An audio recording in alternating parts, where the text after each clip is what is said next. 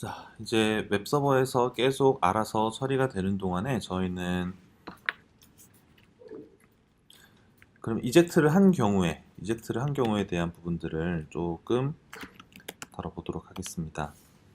안드로이드 스튜디오 쪽에서요. 어,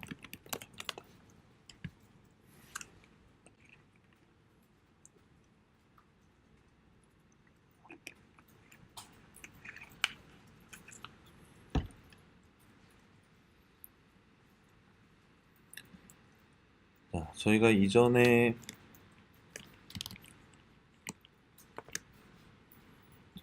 이제 그 이젝트 하면서 만들었던 앱 중에서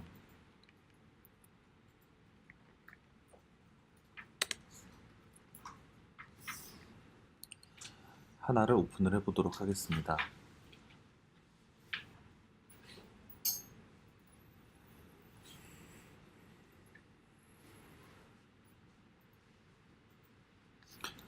자, 그래가지고 이거를 이제 이렇게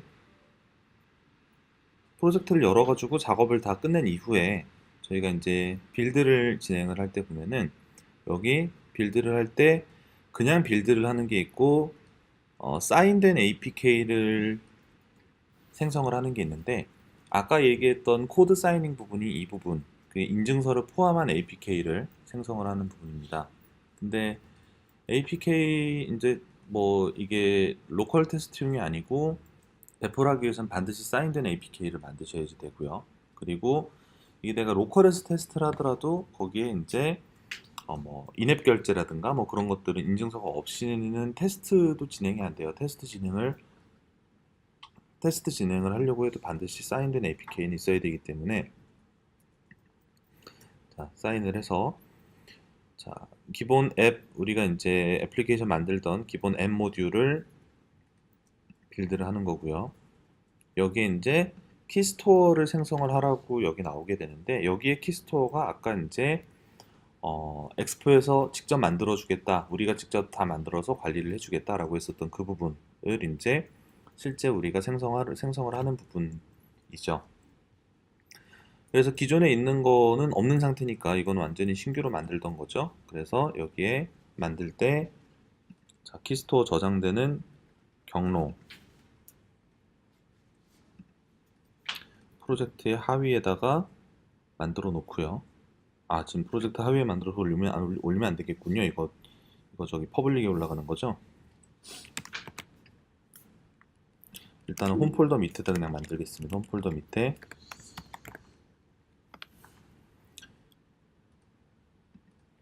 자, 그리고 패스워드 입력을 해야 되고, 패스워드가 굉장히 중요합니다.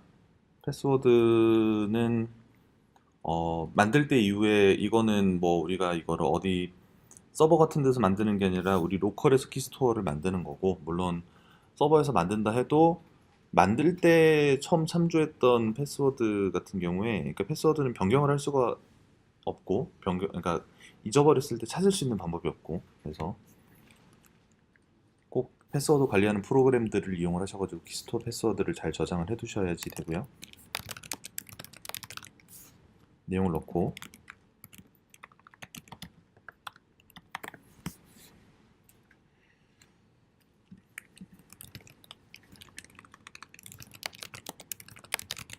자, 키스토어 패스워드하고 키 패스워드는 서로 다르게 지정할 수도 있고 같이 지정을 해도 뭐 딱히 문제는 없습니다.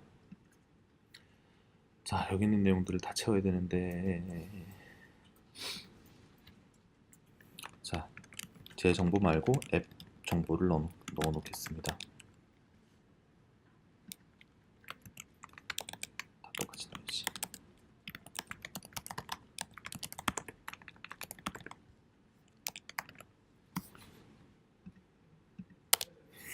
자, 내용을 넣고서 생성을 하면은 이제 그 위치에 생성이 되고 지금 방금 생성하니까 키스토어 패스워드하고 키 패스워드는 자동으로 입력이 되고요. 두 번 물어보면 귀찮으니까 이렇게 저장시켜 놓고서 다음으로 진행을 하면은 얘가 이제 이거를 디버그 버전으로 빌드를 할 거냐, 릴리즈 버전으로 빌드를 할 거냐, 뭐 이렇게 물어봅니다. 그래서 당연히 이제 배포용이니까 릴리즈 빌드로 선택을 하고, 자, 여기 이제 사인하는 버전은 두 가지를 다 체크를 하고서 완료를 해주시면은 빌드가 진행이 됩니다.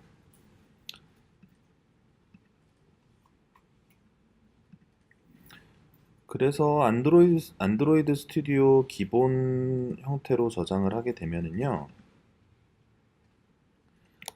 자, 자바 컴파일 에러가 났는데,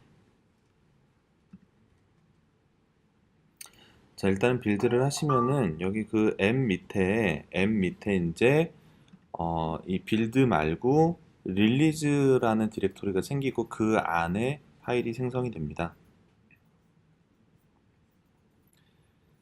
잠시만요. 예.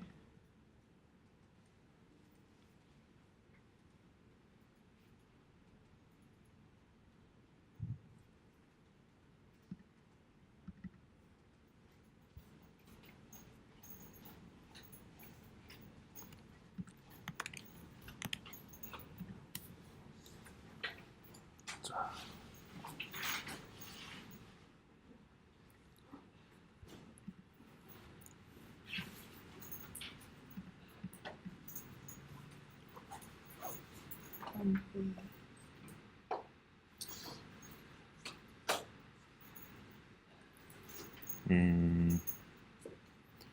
제가 지금 이거 노드 모듈스 설치를 안 해놔서 그런 것 같은데,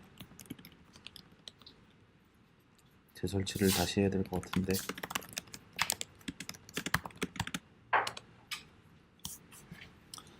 자, 일단 설치하는 동안에 노드 모듈스 다 설치하는 동안에 가서 보면, 이제 빌드가 다 됐습니다. 엑스포 쪽에 빌드가 다 됐고, iOS도 빌드가 다 됐다고 합니다.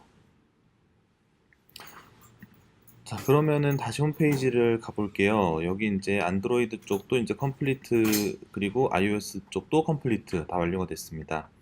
이제 우측에 보시면은 이제 취소는 완료가 됐으니까 이제 취소 쪽이 비활성화가 되고 이제 다운로드를 할 수 있게 돼 있고요. 그리고 iOS 쪽도 보시면은 다운로드를 할 수 있게 이렇게 되어 있습니다.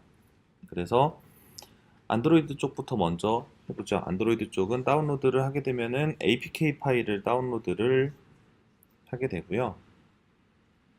그래서 이 APK 파일을 구글 플레이 쪽 관리 콘솔에다가 등록만 해주시면 됩니다. 그 이후 과정은 이제 그 구글 플레이 콘솔 상에서 그 UI 상으로 다 진행이 되기 때문에 일단 다운받아서 APK 파일이 저게 이제 완전히 사이닝이 된 거기 때문에 스토어에 이제 가까운 뭐 주변 사람들한테 이거 먼저 테스트 좀 해볼래? 뭐 이런 목적으로 돌릴 때는 저 APK만 전달해 주는 걸로도 설치를 할 수는 있죠. 아무튼 이렇게 다운로드를 받았습니다. 자, 플레이 구글닷컴의 앱스였던가?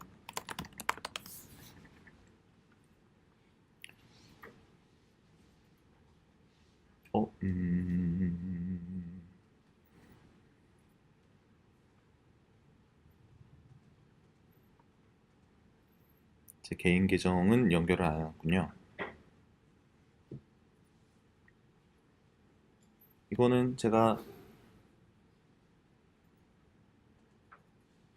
점심시간에 계정을 하나 수급을 해보고 계정 수급이 되면 올리는 걸 보여드릴게요.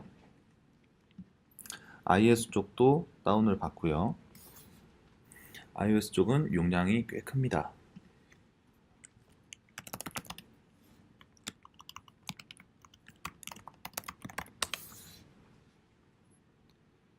자, 애플 쪽은 이제 애플 개발자 계정 이제 생성을 하시고서 이쪽에서 진행을 하실 수가 있는데, 근데 이게 그 애플 쪽에서도 이제 좀 더 편리하게 그걸 쓸 수 있게 아이튠즈 커넥트 같은 이런 서비스를 제공을 하고 있습니다. 개발자 계정이 있어야 사용이 되는 거는 어차피 마찬가지인데, 근데 개발자 계정에서는 자기 인증서랑 계정 관리랑 뭐 이렇게 뭐 팀 매니지먼트 뭐 이런 것들을 진행을 하게끔 돼 있으면, 여기 아이튠즈 커넥트 상에서는 이제 좀 더 내가 아이튠즈, 그러니까 그 앱스토어나 혹은 아이튠즈 스토어나 혹은 맥 앱스토어 같은 곳에 그 앱들 단위로 관리를 할 수 있게 하는 구글 플레이 콘솔 쪽이랑 좀 더 역할이 비슷한 그런 페이지를 제공을 하고 있습니다.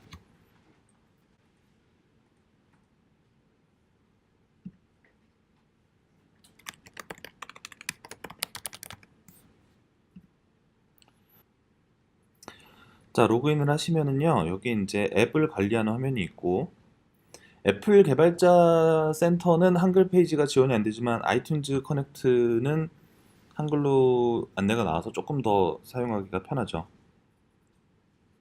좀 느리긴 합니다만. 자, 이 계정이 아닌데.